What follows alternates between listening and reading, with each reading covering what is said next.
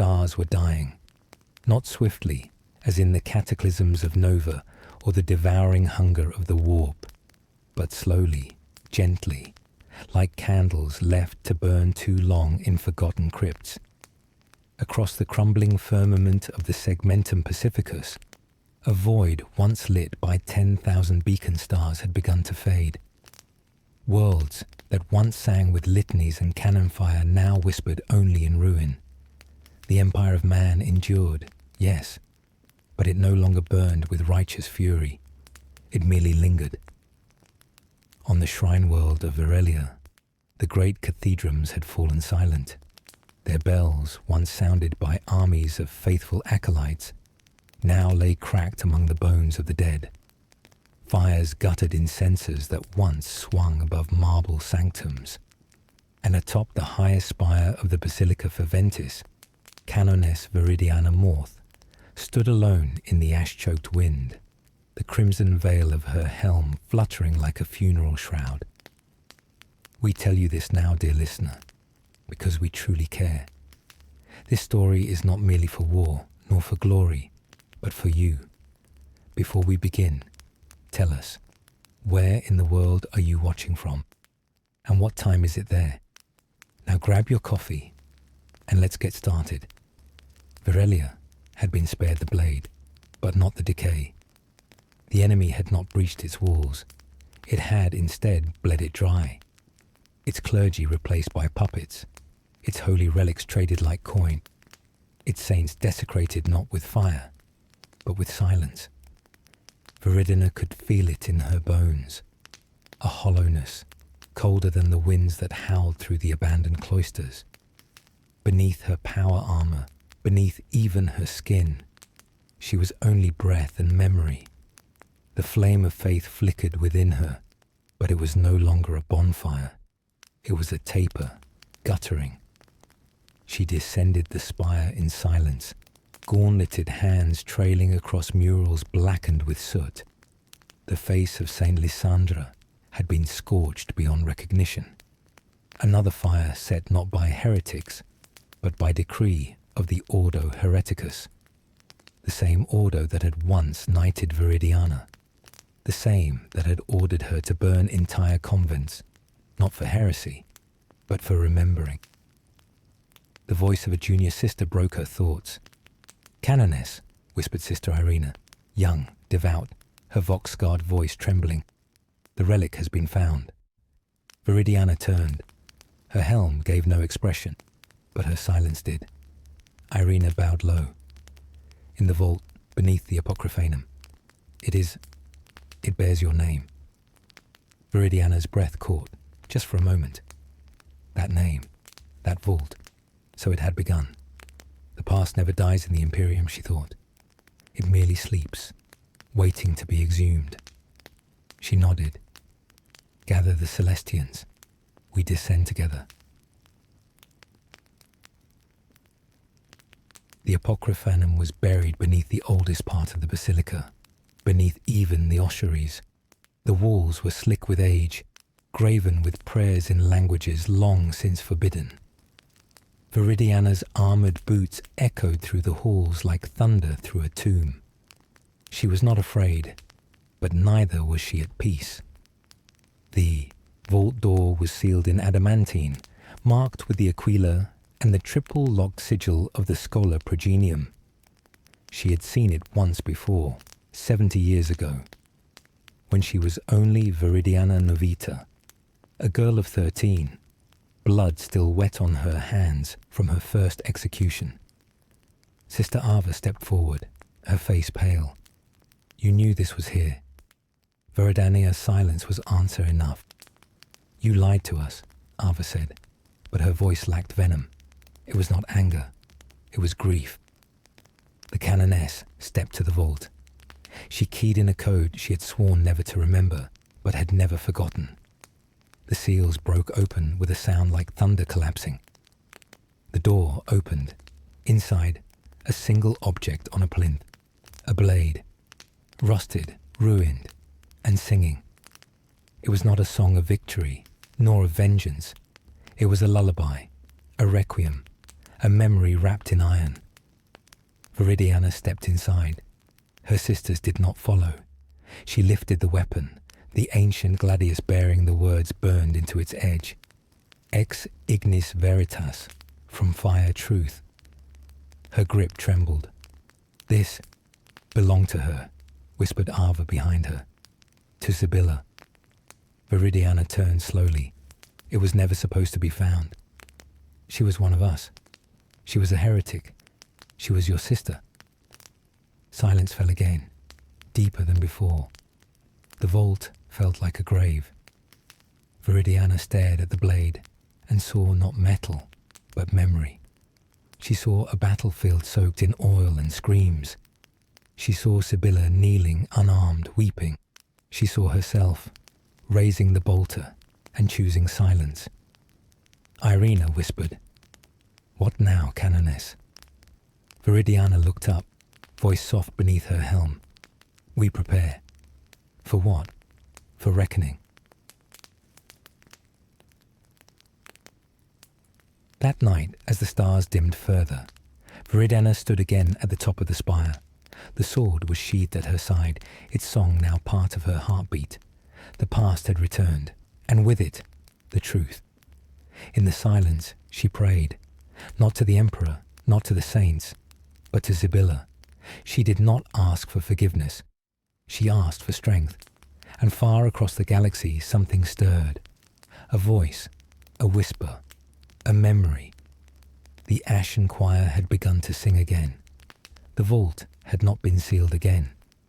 Viridiana left it open, not as an invitation nor a warning, but a wound exposed to the air.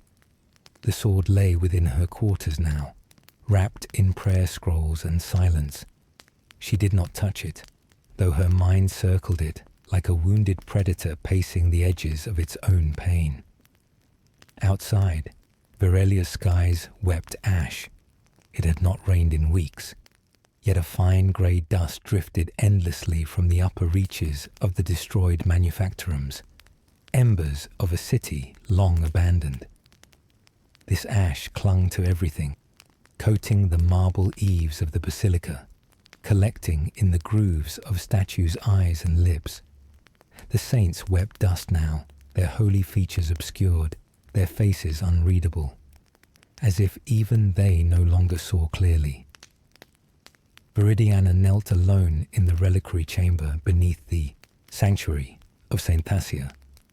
Before her, an altar of black stone and gold, behind which a golden sarcophagus was entombed, mounted vertically for all to see. The saint's death mask, serene and untouched by time, stared back, and Viridiana whispered, voice nearly soundless, "We carry burdens we dare not speak. We obey commands we dare not question. And when the truth is finally revealed, we find no light, only flame." Behind her, footsteps, measured, heavy. She didn't need to turn. "Speak, Ava." Sister Celestian Ava did not kneel. Her stance remained stiff, arms crossed behind her back. There is unease among the sisters. Irina believes the relic you found is dangerous. Viridiana exhaled. All relics are dangerous, Ava, especially the ones that remind us of who we were. She says the weapon hums in your quarters, that it sings. It does. Ava's face remained unreadable, but her knuckles whitened. This is not the first time Sibylla's name has returned to us. Not the first time someone dared speak it aloud. Last time, you silenced them. Viridiana rose slowly. Her armor whispered as she stood, the black ceramite etched with years of ritual cleansing and combat. The red of her cloak draped across the floor like drying blood. "And yet you still serve me," Viridiana said quietly. "I serve the Emperor," Ava replied. A long silence. Their eyes locked. There had once been a time they laughed together, shared battlefield rations, memories, victories. But that was before the sanctifying of Gethsemane, before the day Viridiana gave the order to purge a dozen sisters who had questioned a commandment that came not from terror, but from a frightened bishop with too much ambition, before Sibylla fell. "Is that why you came?" Viridiana asked. "To challenge me?" "No," Ava said with a breath. "To warn you." Viridiana arched a brow beneath her helm. "There are whispers in the cloisters that Sibylla lives, that she speaks through visions, through dreams. Some of the younger sisters wake crying her name." Viridiana turned back toward the golden sarcophagus. "I never buried her properly," she whispered. "Only her words, only her name." Ava moved forward, her voice dropping low. "Then why do you keep the blade?" Viridiana didn't answer. Her silence was heavy. An entire decade poured into stillness. The chamber trembled, faintly. A low, distant rumble echoed through the cathedral's foundations. A vox click sounded from the comm bead in Ava's ear. "We have a situation," came the voice of Palatine Thera. "Outer perimeter. Someone's breached the southern wall." Viridiana didn't flinch. "Cultists. Number A woman.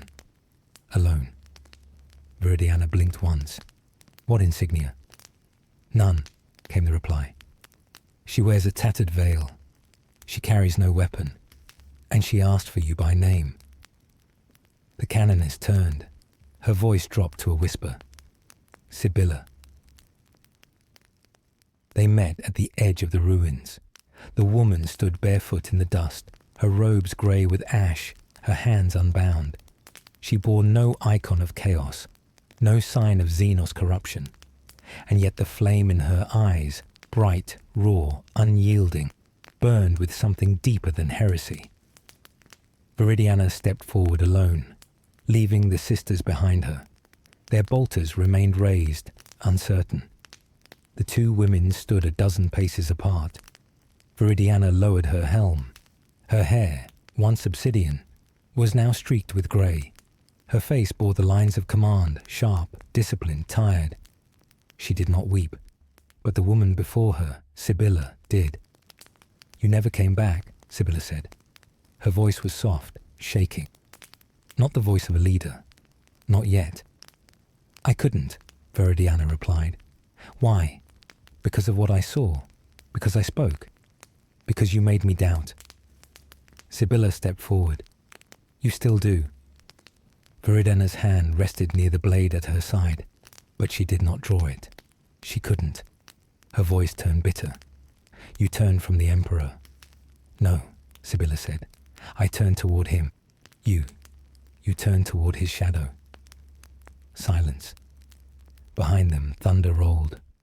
Distant warp storms grinding against the upper stratosphere. Ash fell like snow. "You'll be executed," Viridiana said, voice like steel. "If not by me, then by the Ordo." Sibylla smiled. It was not a smile of joy.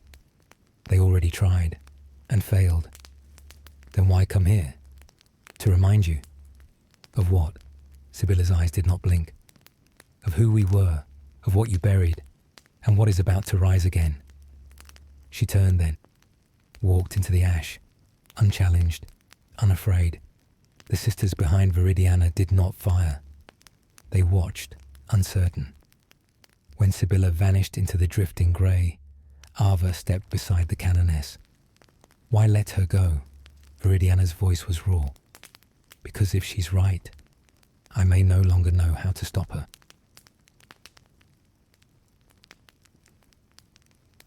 Later that night, in the reliquary, Viridiana sat alone. The blade sang again, not in words, but in memory. She could not sleep. Instead, she listened to the soft hymn of ghosts, to the burning reliquary, to the voice of her past, waking. The cathedral's heart no longer beat. Once, every hall within the Basilica Ferventis had echoed with the ceaseless rhythm of prayer and bootfall. Vox hymns would spiral up the spiraling heights of the sanctum domes, harmonizing with the chants of 1,000 sisters offering their voices in perfect unison. Now, those echoes had diminished into whispers. The hymns were few. The sisters sang, but without fire, and in the cloistered corridors of the convent primaries, the embers of faith began to crack. Sister Celestian Ava stood beneath the shattered fresco of St. Leonina the Blind, staring up at the jagged mosaic with lips pressed tight. The saint's outstretched hands had been damaged by age or war. It was unclear which, but the pieces of her radiant halo still glimmered faintly in the torchlight. "How do you hold to something you can no longer see?" Ava whispered to herself. "You don't," answered Sister Irena, her voice suddenly behind her. "You pretend you still can." Ava turned sharply. Irena stood in the threshold, helmet off, eyes rimmed with sleepless red. "That's blasphemy," Ava said, but there was no weight behind the words. Irena stepped forward, her armoured fingers nervously clutching a data slate. Her voice was low, urgent. "She's here, Ava. Sibylla. You saw her. She lives. And she walks free. She should be dead." "She was dead," Ava replied grimly. "In every record, purged, executed in absentia, denounced from the pulpit of terror itself. Then why is she alive? Why is the canoness saying nothing?" The silence between them was heavy, not empty, but loud with things unsaid. Ava didn't answer. Her fingers brushed against the hilt of her bolt pistol unconsciously.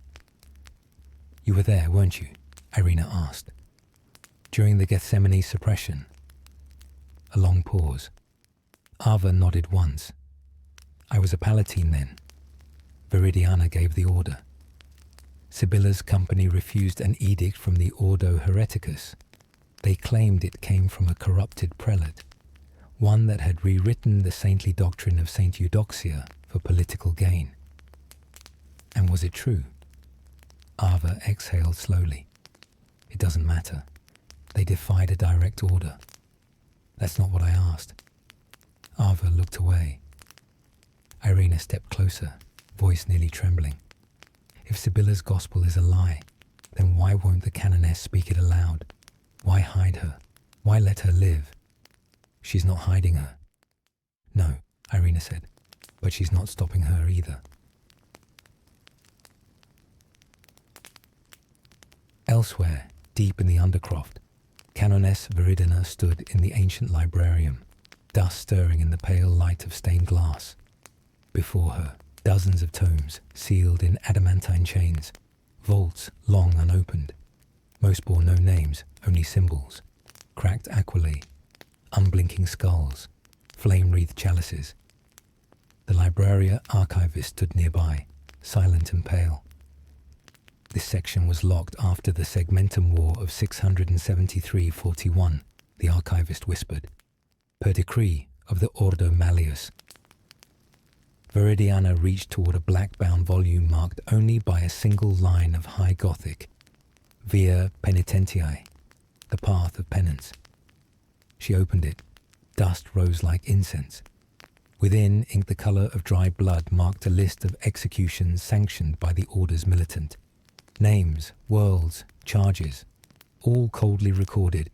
Her own name appeared 4 times, and so did Sibylla's, once at the top, once crossed out. A lie, buried with ceremony. Viridiana closed the book. She did not weep. In the chapel of St. Rhiannon, sisters gathered that evening for the Litany of Endurance. Candles guttered in the damp air, their small lights flickering across armoured faces strained with doubt. Ava stood among them, leading the hymn. But her voice cracked midway through the first verse. Irena noticed it. So did others. Afterward, the murmurs spread, quiet, relentless. Why did she hesitate? She forgot the litany. No, she remembered too much. Later that night, Ava found herself alone in the Hall of Remembrance, staring at a cracked marble statue of the Emperor Ascendant. "I served with honour," she whispered. "I followed orders. I did not question." Her eyes drifted to the ancient oath etched into the pedestal. Faith is not the absence of doubt, but the fire that survives it. She felt cold. At midnight, Viridiana summoned Ava to the private sanctum. The air was thick with old incense and smoke. A single candle burned at the center, its light barely piercing the gloom. Viridiana stood, without armor, cloaked only in a ceremonial robe of midnight red. The blade of Sibylla lay across her lap. "You've seen it," Viridiana said. "Yes." "And you feel it?" Ava nodded. "It doesn't hum like a relic," she said. "It breathes. It watches." Viridiana stared at her, and for the first time in many years, Ava saw not a commander, but a woman. Tired, grieving, afraid. "She's not what she was," Viridiana whispered. "But neither am I. You let her walk away. I had no right to stop her. Why?" Viridiana didn't speak for a long time. Then softly, "Because I don't know if she's wrong." That silence between them stretched, thick, suffocating, sacred. And in that silence, something broke. Not loudly, not visibly, but inside Ava's heart, a fracture split down the core of her faith, a crack the emperor himself could not mend. That night, Irena found Ava outside the cloisters, staring up at the stars. "You didn't sleep." "No," Ava said. "Do you believe her?" "I don't know," Ava answered. "Do you believe the canoness?" "I don't know that either." And somewhere, far from them, a hidden transmitter pulsed to life, a signal, encoded with the ancient seals of the Adepta Sororitas. It bore one word, Sibylla, and it spread across the stars. Once, the gardens of Verelia were said to be the emperor's breath made manifest. A vast expanse of marble walkways, crystalline fountains, and flowering groves spread across the convent's sacred upper terraces, fed by aquifers believed to be blessed by Saint Silvana herself. Pilgrims would walk the winding trails in silence, listening to the soft drip of water and the susurrus of lilies in bloom. Every step was meant to purify, every scent a benediction. Now only thorns remained. The fountains had long since run dry, their stone bowls crusted with rust and ancient pollen. The flower beds had choked themselves with wild brambles, their petals long withered to brittle husks. What life remained was tenacious and cruel. Rose vines thick as a sister's wrist, coiling around, shattered statues and suffocating the memory of peace. Canoness Viridiana walked the old path alone, clad not in armor, but in her old devotional robes. A soft breeze stirred the fabric, now faded and worn. The hem dragged behind her like a trail of forgotten sins. She had not walked here in 63 years, not since the day of the conclave judgment, not since she buried Sibylla's memory beneath 1,000 oaths and 1,000 more lies. A cracked cherub statue marked the center of the garden. At its feet, half submerged in earth, was a simple stone tablet bearing the names of the fallen. Among them, Sister Superior Sibylla Eranthe. The engraving was faint, as if the name had tried to erase itself. Viridiana knelt. Her bones ached, not from age, but from the weight of memory. She used to laugh, came a voice behind her. "Ava." Viridiana did not turn. She laughed even during bombardments, said it was the Emperor's way of testing our humor. Still, Viridiana said nothing. "She shouldn't be on that stone," Ava said quietly. "She's not dead, and she's not forgotten." Now Viridiana turned, eyes weary. "She was buried," she said, "not by choice, by duty." "Duty." Ava's voice cracked, her composure slipping. "It was murder, Viridiana. We executed truth and called it silence. She disobeyed. She revealed corruption, and you destroyed her." Viridiana stood, slowly, her hands trembling at her sides. "You think I wanted to?" she asked, her voice low and brittle. "You think I didn't kneel in this same place every month for a decade, asking the Emperor for a sign? A word? Anything?" Ava looked away, jaw clenched. "You told us the ecclesiarchy was perfect, that we were his sword. But the sword rusts, Viridiana. It bleeds its own." Viridiana stepped past her, but her voice lingered like incense. "I buried her because I had no choice." Ava did not move. She didn't. Later that evening, a message arrived by astropathic courier. Wax-sealed and scented with spiced oil, its parchment bore the sigil of the venerable Schola Progenium of Salafin.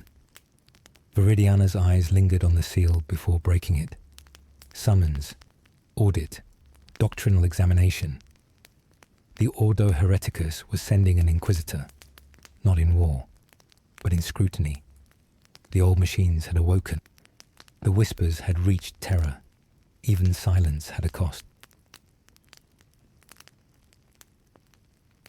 In her private sanctum, Viridiana lit a single candle before the shrine of Saint Aspira. She did not pray.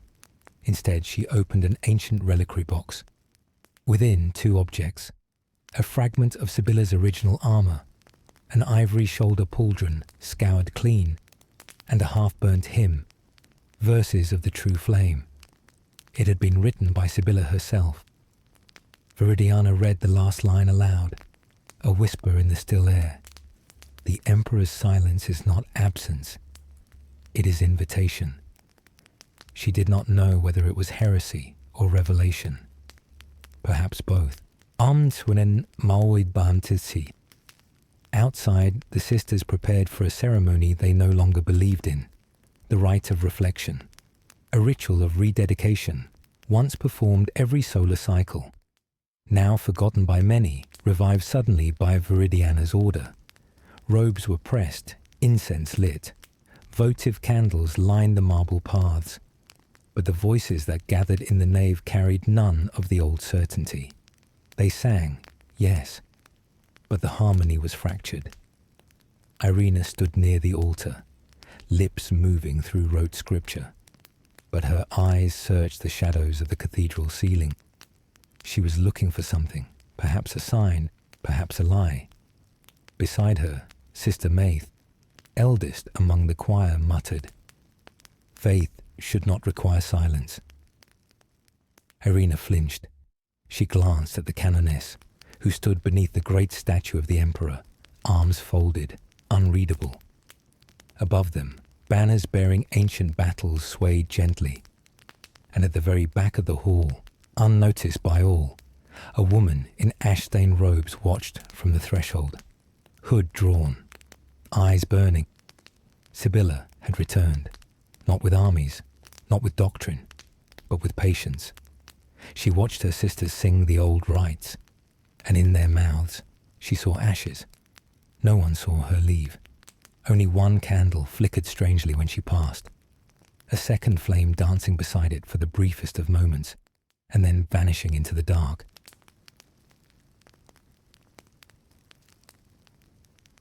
Later, Viridiana returned to the gardens alone.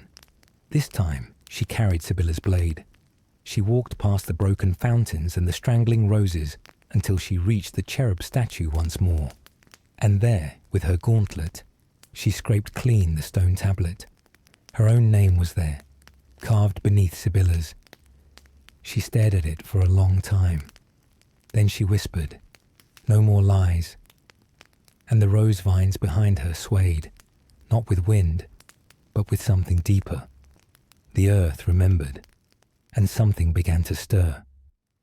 Once, the gardens of Virelia were said to be the Emperor's breath made manifest. A vast expanse of marble walkways, crystalline fountains, and flowering groves spread across the convent's sacred upper terraces, fed by aquifers believed to be blessed by Saint Silvana herself. Pilgrims would walk the winding trails in silence, listening to the soft drip of water and the susurrus of lilies in bloom. Every step was meant to purify, every scent a benediction. Now, Only thorns remained. The fountains had long since run dry, their stone bowls crusted with rust and ancient pollen. The flower beds had choked themselves with wild brambles, their petals long withered to brittle husks. What life remained was tenacious and cruel, rose vines thick as a sister's wrist, coiling around shattered statues and suffocating the memory of peace. Canoness Viridiana walked the old path alone, clad not in armor, but in her old devotional robes. A soft breeze stirred the fabric, now faded and worn. The hem dragged behind her like a trail of forgotten sins. She had not walked here in 63 years, not since the day of the conclave judgment, not since she buried Sibylla's memory beneath 1,000 oaths and 1,000 more lies. A cracked cherub statue marked the center of the garden. At its feet, half submerged in earth, was a simple stone tablet bearing the names of the fallen. Among them, Sister Superior Sibylla Errante. The engraving was faint, as if the name had tried to erase itself. Viridiana knelt.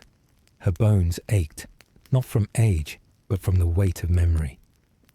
She used to laugh, came a voice behind her. Ava. Viridiana did not turn. She laughed even during bombardments, said it was the Emperor's way of testing our humor.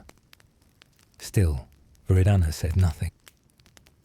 She shouldn't be on that stone, Ava said quietly. She's not dead, and she's not forgotten. Now Viridiana turned, eyes weary. She was buried, she said, not by choice, by duty. Duty? Ava's voice cracked, her composure slipping. It was murder, Viridiana. We executed truth and called it silence. She disobeyed. She revealed corruption, and you destroyed her. Viridiana stood, slowly, her hands trembling at her sides. You think I wanted to? She asked, her voice low and brittle. You think I didn't kneel in this same place every month for a decade asking the Emperor for a sign, a word, anything? Ava looked away, jaw clenched. You told us the ecclesiarchy was perfect, that we were his sword. But the sword rusts Viridiana. It bleeds its own. Viridiana stepped past her, but her voice lingered like incense. I buried her because I had no choice. Ava did not move. She didn't. Later that evening, a message arrived by astropathic courier, wax-sealed and scented with spiced oil. Its parchment bore the sigil of the venerable scholar progenium of Salafin. Viridiana's eyes lingered on the seal before breaking it. Summons, audit, doctrinal examination. The Ordo Hereticus was sending an inquisitor, not in war, but in scrutiny. The old machines had awoken. The whispers had reached terror. Even silence had a cost. In her private sanctum, Viridiana lit a single candle before the shrine of Saint Aspera. She did not pray. Instead, she opened an ancient reliquary box. Within, two objects: a fragment of Sibylla's original armor, an ivory shoulder pauldron, scoured clean, and a half-burnt hymn, verses of the true flame. It had been written by Sibylla herself. Viridiana read the last line aloud, a whisper in the still air. The Emperor's silence is not absence, it is invitation. She did not know whether it was heresy or revelation, perhaps both.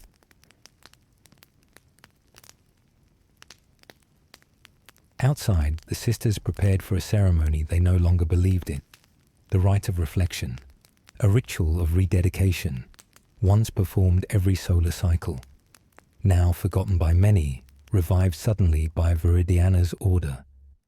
Robes were pressed, incense lit, votive candles lined the marble paths, but the voices that gathered in the nave carried none of the old certainty. They sang, yes, but the harmony was fractured. Irina stood near the altar, lips moving through rote scripture, but her eyes searched the shadows of the cathedral ceiling. She was looking for something, perhaps a sign, perhaps a lie. Beside her, Sister Maith, eldest among the choir, muttered, "Faith should not require silence." Irina flinched. She glanced at the canoness, who stood beneath the great statue of the emperor, arms folded, unreadable. Above them, banners bearing ancient battles swayed gently. And at the very back of the hall, unnoticed by all, a woman in ash-stained robes watched from the threshold. Hood drawn, eyes burning. Sibylla had returned, not with armies, not with doctrine, but with patience. She watched her sisters sing the old rites, and in their mouths she saw ashes. No one saw her leave. Only one candle flickered strangely when she passed, a second flame dancing beside it for the briefest of moments, and then vanishing into the dark. Later, Viridiana returned to the gardens alone. This time she carried Sibylla's blade.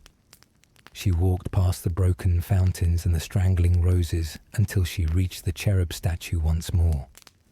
And there, with her gauntlet, she scraped clean the stone tablet. Her own name was there, carved beneath Sibylla's. She stared at it for a long time. Then she whispered, "No more lies." And the rose vines behind her swayed, not with wind, but with something deeper. The earth remembered, and something began to stir. The Hall of Judgment was cold. Its high vaulted ceilings loomed like the ribs of a great beast, blackened with centuries of soot and sanctified by prayers whispered by 1,000 dying souls. Light filtered through fractured stained glass, scenes of martyrdom and sacrifice broken into shards of coloured sorrow. At the centre, a dais bore the ancient tribunal seat, a carved throne of obsidian and bone. It was here that verdicts had been handed down and fate sealed since the early days of the Imperium, a place where the voices of angels clashed with the cries of the condemned. Canoness Viridiana Morth stood before the dais, her armour gleaming dimly beneath the cracked skylights. Around her, the council of sisters in arms watched in austere silence, their faces masks of solemn judgment. She had summoned them, not as a commander, but as a penitent. "Today," Viridiana began, voice steady though the weight of years pressed down like a hammer, "we face the reckoning of our order, not from without, but from within. The sins we thought buried rise like ghosts in the night." A murmur spread among the council. Sister Palatine Arva stepped forward. "Canoness, what is the meaning of this? You call for counsel when the Ordo Hereticus has already decreed." Viridiana raised a hand, silencing her. "No," she said. "This is not their judgment. This is ours. The Sisters of Battle must face their own shadows." Behind her, a door opened quietly. Sibylla entered, no longer veiled in ash, no longer the whispered ghost of rebellion. She stood before them, radiant and resolute. The chamber fell silent. Viridiana's voice dropped to a whisper, heavy with old pain. "Sibylla Eranthe, you stand accused of heresy, rebellion, and sedition against the ecclesiarchy. Yet today we ask, what is heresy when the truth itself is in question?" Sibylla lifted her gaze, eyes blazing. "I am no heretic. I am the echo of justice long silenced." The council exchanged uneasy glances. Whispers stirred like dry leaves. Palatine Arva spoke, her tone measured but fierce. "We fought to maintain the purity of the order. The edicts we obeyed were not our own. They were those of the Emperor's highest servants. To defy them is to defy the Emperor himself." Sibylla shook her head.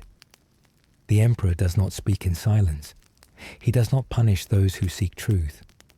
It is the men behind the throne who wield shadows and lies." Viridiana's hands clenched, the weight of centuries pressing on her soul. Why return now? She demanded. Why challenge the order that you abandoned? Sibylla stepped forward, voice unwavering. Because the order is dying, not from war or decay, but from fear, from the denial of its own history. We are no longer the Emperor's sword. We are his chains. Ava's eyes narrowed. And what would you have us do? Break the chains, Sibylla answered simply. A long silence, then a slow clap, a sound unexpected, heavy. From the shadowed gallery, a figure stepped forward. Inquisitor Silas Vale, his robed form framed by flickering torchlight. Enough. His voice carried the cold finality of the grave. The ecclesiarchy does not tolerate division. He turned to Sibylla. You stand accused before the Emperor's judgment. Heresy is not a matter of debate. It is a sentence. Sibylla's eyes met his with calm defiance. Then judge me. But remember this. Truth cannot be buried forever. Viridiana felt the room shift. The sisters' faces hardened, torn between loyalty and doubt. The echoes of judgment filled the chamber, but beneath them all, a deeper question took root. What price would they pay for silence? The convent was no longer a sanctuary. Its towering walls, once a bastion of divine will, now echoed with whispered fears and fractured loyalties. The air hung heavy with incense and suspicion.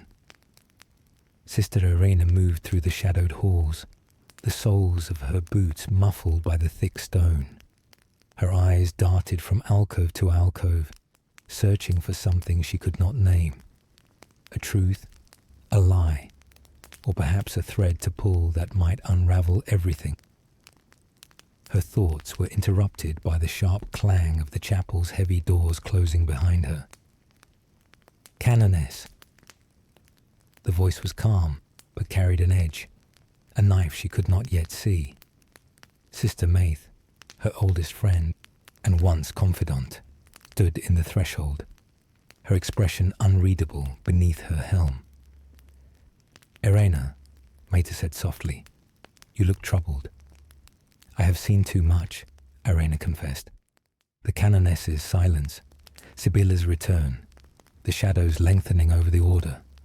How much longer before it all crumbles? Maitha nodded slowly. Faith is tested most when it is weakest. Irena looked down.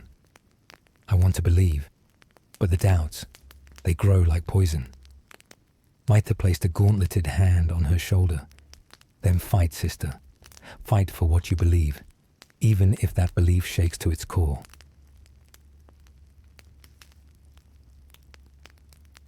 Meanwhile, in the fortress's command chamber, Canoness Viridiana sat alone, surrounded by data slates and ancient codices.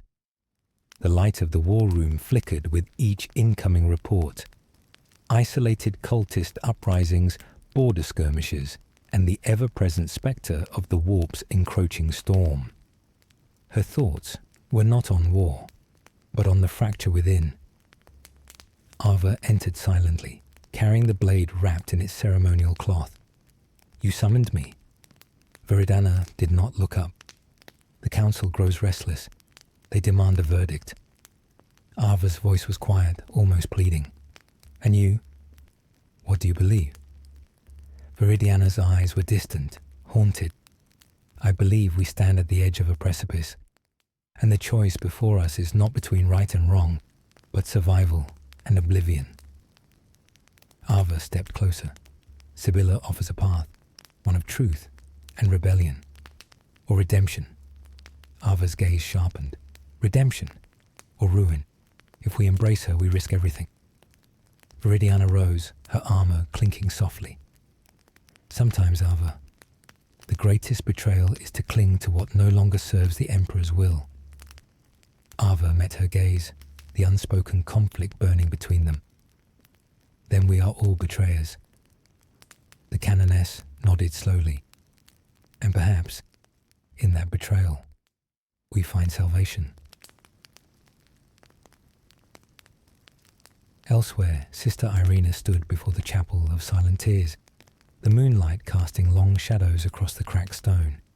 Her hands trembled as she traced the faded inscriptions of the forgotten saints. "Help me," she whispered into the night. A soft rustle answered her, a presence unseen. "Faith is not in the light," came a voice, like wind through dry leaves, "but in the ashes beneath." Irina turned sharply, heart pounding. No one was there, but the air held a promise. The veil of ashes was lifting, and with it, the past would rise. Word count, 1,498. Would you like me to begin writing Chapter 7 now? Certainly. Here is Chapter 6 of the Sisters of Battle. Warhammer 40,000 lore to sleep, to continuing the slow burn tension and deepening the emotional and spiritual conflict.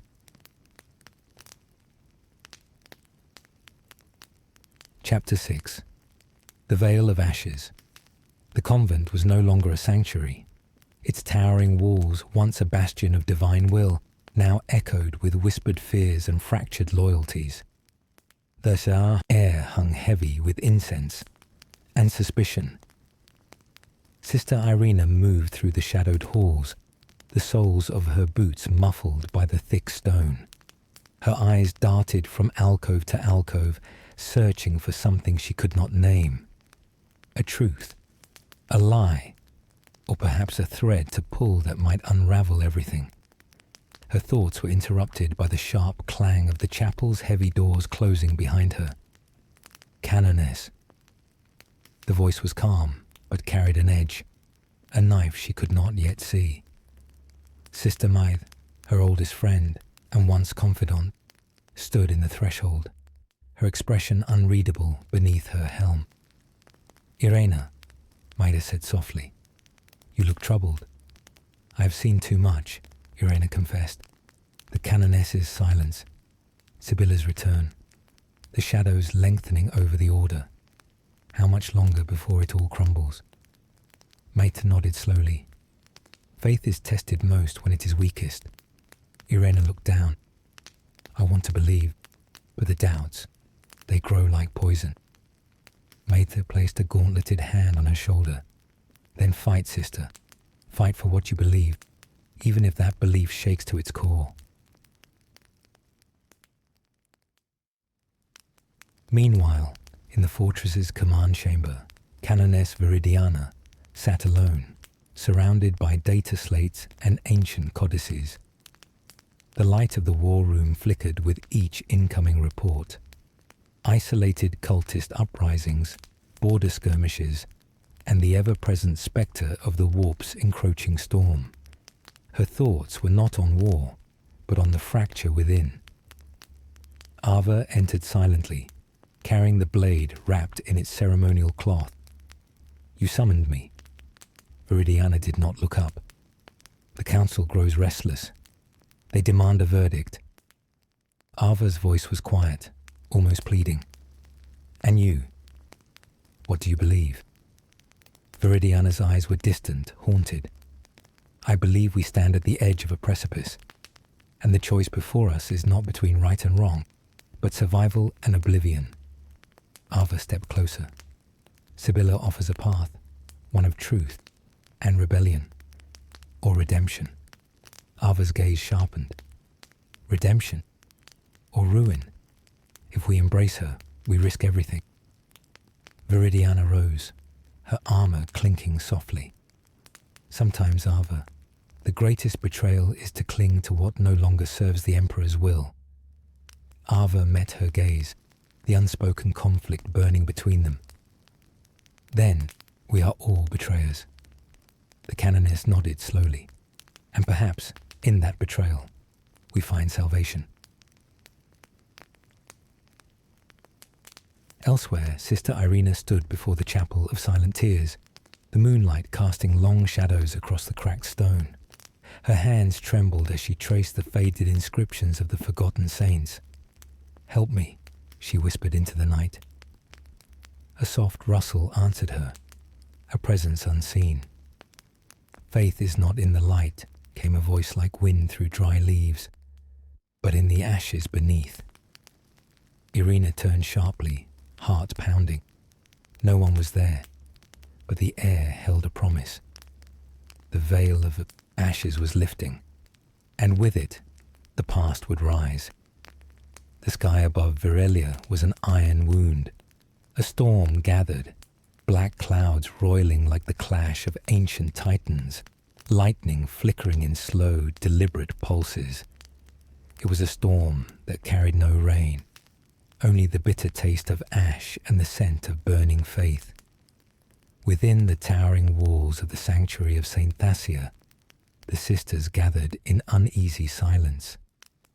The council chamber, once a place of solemn deliberation, now thrummed with a tension that refused to be quelled.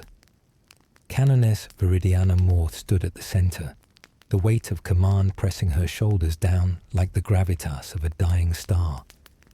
Her eyes burned with the fires of 1,000 unspoken wars, and yet behind them lay the shadow of doubt. "Today," she began, her voice echoing through the hall, "we are tested not by the enemy without, but the enemy within." Palatine Ava stepped forward, her gaze cold but resolute. "Our order faces a fracture. Sibylla's return has ignited the embers of rebellion. The sisters are divided. Some call for truth, others for silence." Viridiana's hand brushed the hilt of Sibylla's blade at her side, a relic and a reminder. Silence is no longer an option. We must choose. A murmur rippled through the assembly. Sister Irina's eyes flickered with a mix of fear and hope.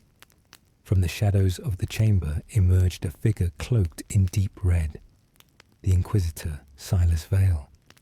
His presence was a knife in the night, cold and inevitable. "The Ordo Hereticus demands judgment," he said, voice like iron grinding on steel. "This council is a farce unless it follows the will of the Emperor's justice." Viridiana met his gaze with unyielding fire. "We are the Emperor's will, not his blind instrument, but his voice." Vile smiled, a thin, cruel curve. "Then prove it." The chamber grew still, the storm outside breaking with a thunderous roar. Suddenly, a message echoed over the voxnet. "Distress call. Southern perimeter breached." The room's tension snapped into action. Viridiana's voice cut through the chaos. "Arm yourselves. This is no mere cultist raid." Outside, the distant sounds of battle shattered the night's fragile peace. Bolters roared, vox calls crackled, and through the haze, figures cloaked in shadow moved with deadly purpose. Amidst the chaos, Sister Irina's thoughts swirled. Was this the test? The moment when faith breaks or is reforged in fire? Her eyes searched the horizon, searching for a sign, a beacon, anything to guide the fractured sisters through the gathering storm. The path forward was shrouded in ash and uncertainty, and the choices they made now would echo across the stars. The battle raged beyond the sanctuary walls, a violent storm of fire and steel that tore through the twilight like a scream. Bolter fire streaked through the dense shadow of the ruined cityscape. Smoke curled upward, blotting out the stars, while the screams of the dying echoed in a chorus that no hymn could silence. Canoness Viridiana moved with the fluid precision of a seasoned warrior, her power armor scorched but unbroken. At her side, Palatine Ava's bolt pistol barked in deadly bursts, each shot a prayer and a curse. Yet beneath the fury of the external war, a deeper conflict festered. The sisters fought not only for survival, but for the soul of their order. Between volleys of gunfire, Ava's voice cut through the roar. "We must hold the line here. If the enemy breaches the chapel, all is lost." Viridiana's eyes flicked to the horizon where dark shapes emerged. Renegade cultists, twisted and marked by the warp. "They are more than mere rebels," she said grimly. something ancient stirs within them. As the sisters pressed forward, a sudden explosion shattered the barricades.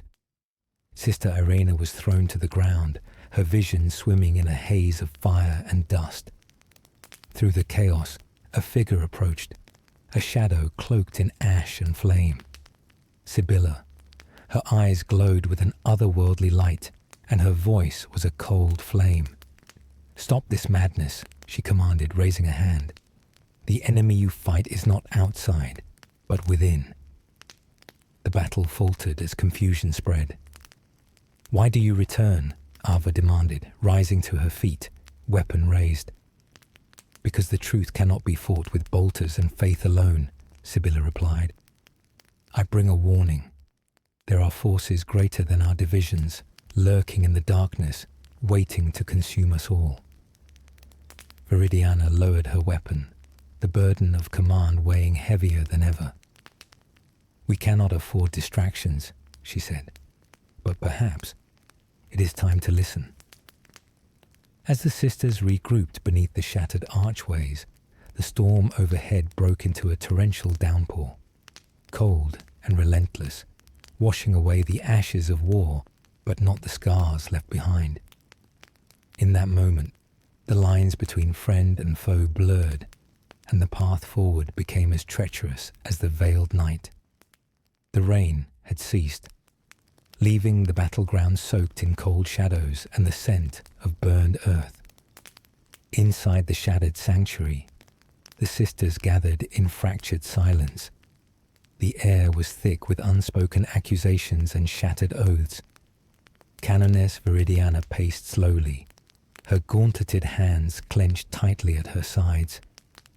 The weight of leadership was a blade that cut deeper with every choice. Beside her, Palatine Ava met her gaze with a mixture of defiance and sorrow. "We cannot continue like this," Ava said. "Sibylla's words sow discord, but she also speaks truths we have long buried." Viridiana nodded, but her eyes were clouded with pain. "Loyalty is not blind," she said, "but faith can be a prison." The chamber door creaked open, and Sister Irena stepped inside, her face pale and eyes haunted. "There are whispers," she said softly, "of traitors within, of dark dealings and secret pacts with forces beyond our understanding." A cold silence fell. Viridiana's voice was barely a whisper.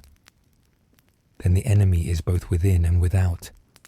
She turned to the council. "We must decide where our loyalties lie. With the Emperor, with the Order, or with the truth that Sibylla offers." Ava's hand hovered over her bolt pistol. "And if the truth leads us to ruin, then we face it together," Viridiana replied. A crack ran through the fortress walls that night, not from weapons or war, but from the fracture within the sisters themselves. The echoes of broken vows whispered through the corridors, and the shadows waited patiently. The dawn was a brittle thing, pale and uncertain. Through the shattered windows of the sanctuary's inner chamber, the first light spilled cold and unfeeling over the faces of the gathered sisters. They stood like statues carved from grief and resolve, haunted by the night's revelations and the fractures that would not mend. "Canoness." Viridiana's voice broke the silence, steady but heavy with the cost of command. "We stand on a precipice. Every choice we make shapes the fate of the Order, and perhaps the Imperium itself." Palatine Ava's eyes, sharp and restless, scanned the room. "Many sisters waver," she said. "Some cling to doctrine, others to doubt. The path forward is uncertain." From the shadows, Sibylla's presence was a quiet tempest, her words lingering like smoke in the air. "We cannot bury the past," she said softly, "nor pretend the wounds are healed." Sister Irena, her hands trembling, stepped forward. "I have seen what fear can do. It breaks us from within. But hope can be a weapon." Viridiana nodded, a flicker of something like light passing through her storm-darkened gaze. Then we will choose hope. But hope demands sacrifice. The chamber fell into a fragile silence, broken only by the faint clatter of distant footsteps. An envoy from the Ordo Hereticus had arrived, a grim reminder that the eyes of the Emperor were never far. Viridiana met the envoy's cold stare without flinching. "We are prepared to face judgment," she said. The envoy's lips curled into a thin smile. "Judgment is inevitable. The question is, who will endure it?" Outside, the skies darkened once more, a reminder that the storm was far from over. And as the sisters steeled themselves for the battles ahead, both without and within, the echoes of allegiance burned bright, fragile as ashes on the wind. The chapel was suffused with dim light, candles flickering against stone walls that bore the scars of centuries. Sisters knelt in scattered groups, their prayers broken, their faith strained. Canoness Viridiana stood at the altar, her gauntleted hands resting on the ancient tome of liturgy. Her eyes, shadowed but resolute, scanned the fractured congregation before her.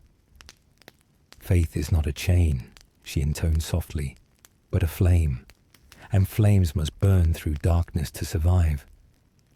Palatine Ava's voice broke through the silence, sharp and unwavering. "But what of those who would snuff the flame in the name of order? What of those who cling to dogma while the world falls apart?" Viridiana's gaze met hers. "The order is not the enemy," she said quietly. "Our rigid creed can become a prison if we do not remember the true purpose of our oath." From the back of the chapel, Sibylla's voice cut through the murmurs, calm yet charged with conviction. "We are sisters of battle, not of submission. The Emperor's will is not silence, it is justice." The congregation stirred, some nodding, others whispering dissent. Sister Irena rose, her voice trembling with the weight of her own doubts. "How do we reconcile loyalty with truth when the two stand opposed?" Viridiana's eyes softened, the burden of leadership etched in every line of her face. "By remembering that loyalty without conscience is betrayal. That truth, no matter how painful, must guide us." Outside, thunder rolled like the distant drums of war. Within, a fragile hope flickered amidst the fractures, a chance to rebuild or to fall. The sisters faced a choice, to cling to the past or to forge a new path through the ashes. The chamber was thick with the scent of burning incense and whispered secrets. Canoness. Viridiana stood alone before the ancient reliquary, the flickering flame of a single candle casting long shadows that danced like spectres upon the stone walls. Her eyes, weary yet unyielding, traced the faded inscriptions of 1,000 oaths sworn and broken across centuries. Outside, the distant echo of bolter fire reminded her that the war was not only waged in the stars, but also within the hearts of those sworn to protect the Emperor's will. A soft footfall broke her reverie. Palatine Ava entered, her armor scarred, but her stance resolute. "We cannot hide from what is to come," she said quietly. "The Inquisitor grows impatient. The Order fractures further each day." Viridiana nodded slowly. The line between heresy and loyalty has blurred, and in that twilight many will fall. Ava's eyes searched hers. "Will you stand with Sibylla, or will you stand against her?" The canoness's voice was barely above a whisper. "I stand with the truth, whatever its cost." A long silence stretched between them, heavy with the weight of unspoken consequences. Ava stepped closer, placing a hand over Viridiana's gauntlet. Then we faced the storm together. Outside, the first light of dawn pierced the darkness, a fragile promise amidst the ruins. The shattered oath hung between them, a fragile thread linking past betrayals to a future uncertain. And as the fires of war burned ever closer, the Sisters of Battle prepared to face their ultimate trial. The basilica stood in eerie stillness. Once filled with hymns and holy fire, its vaulted halls now echoed with silence, a silence more profound than any sermon. Dust drifted through rays of stained glass light like spirits searching for a place to rest. Canoness Viridiana knelt in the center aisle, her rosarius clenched tightly, knuckles white beneath her gauntlets. She was alone now, not by circumstance but by choice. The order was no longer one. Cells had splintered. Devoted sisters turned inward or away. Rumours ran faster than couriers. Sibylla had vanished into the catacombs. Ava held secret counsel with the Ordo Hereticus, and Sister Irina. No one had seen her since the Last Judgment. Faith had become a battlefield. From the great entrance, a figure approached slowly, armoured, hooded, silent. It was Inquisitor Malrev. He stopped a few paces behind Viridiana, his presence a cold shadow. "You were warned," he said, voice like iron dragged across stone. Viridiana did not rise. "I was faithful," she replied, "to the Emperor, to my sisters, to truth. You were indulgent. You let rot fester. And now even the faithful question you. They question everything, Inquisitor. That is the curse of awakening." He stepped closer. "This is not a debate. This is a purge. You may kneel before the Emperor or stand with the fallen. You must choose." Viridiana finally stood. Her face was calm, but her eyes held thunder. "I have chosen, and I do not kneel for men who twist the throne's light into a weapon." Malrev raised a hand. Behind him, the great doors opened. Sisters of Battle entered, armour polished, helms donned, weapons drawn. Her own order, her own blood, but not her own anymore. They formed a circle around her, silent, unwilling executioners. Yet not a word was spoken. Viridiana met each gaze, and something ancient stirred behind her eyes, something stronger than command, older than creed. "You seek judgment," she said, "but what you'll find here is conscience." She reached for her bolter, but not in defiance, in finality. "For the sisters," she whispered. And then the silence shattered in fire. Smoke coiled through the ruined basilica like incense offered to a god long deaf to prayers. The aftermath was painted in fire and blood. Marble pillars lay broken, the sacred iconography of saints defaced by explosive fury. And at the heart of it all, Canoness Viridiana's body lay still, framed in the melted gold of shattered reliquaries. They had not spoken her name when they struck. No trial, no verdict, only fire. But her final act had carved something deeper than any blade: doubt. Palatine Ava stood now at the site of the martyrdom, helm removed, face streaked with ash and grief. Around her, the surviving sisters gathered not as warriors, but as mourners. "I watched her fall," Ava said, voice raw.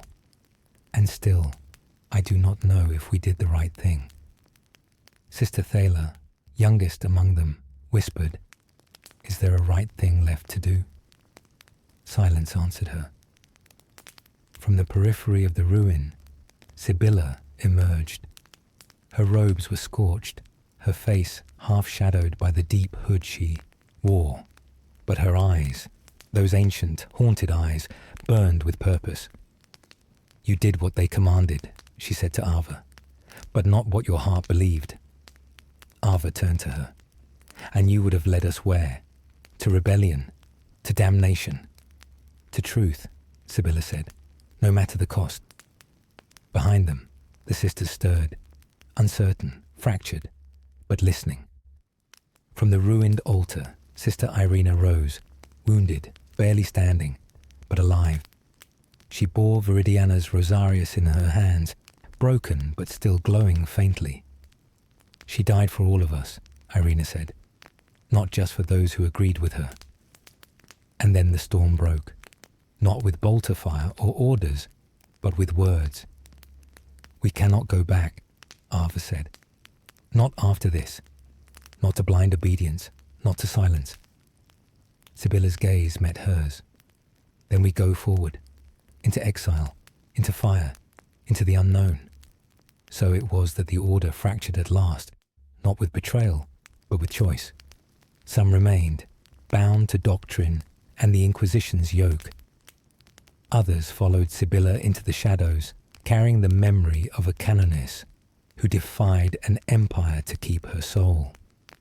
And as the basilica crumbled behind them, and the echoes of martyrdom faded into dust, the Sisters of Battle marched into the abyss, no longer united in creed, but bound by something more ancient than dogma. Conviction. In the void between stars, a silence more sacred than any hymn endured. Far from the ecclesiarchy's cathedrals and the inquisitorial tribunals, a ragged flotilla of warships drifted on the edge of imperial territory. Paint stripped, insignias burned away, but hearts still burning with purpose. These were no longer Sisters of Battle, at least not in name. They had been branded apostate, traitors, heretics. But in the hearts of those who remained, they were something more. They were the last embers of a faith reborn through pain. On the bridge of the repurposed Sanctus Vale, Palatine Arva stood alone. Her armour was still marked with the fleur-de-lis, though now it was obscured beneath ash-grey cloth and martyr's thread. The stars beyond the viewport shimmered cold and uncaring. She spoke quietly to the silence. Canoness Viridiana. We remember. Behind her, Sibylla entered, no longer masked, no longer hiding. Her voice was calm, but not without sorrow. We have received word. The Inquisition has declared us lost. The Order of the Burning Rose has been restructured under new command. Ava nodded slowly. And the others.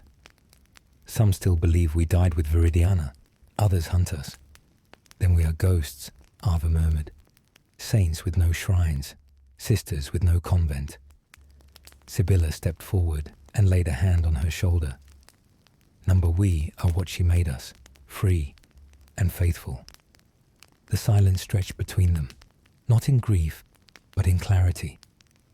From the depths of the ship, sisters prepared, tending wounds, forging relics, singing hymns not heard since before the Reformation.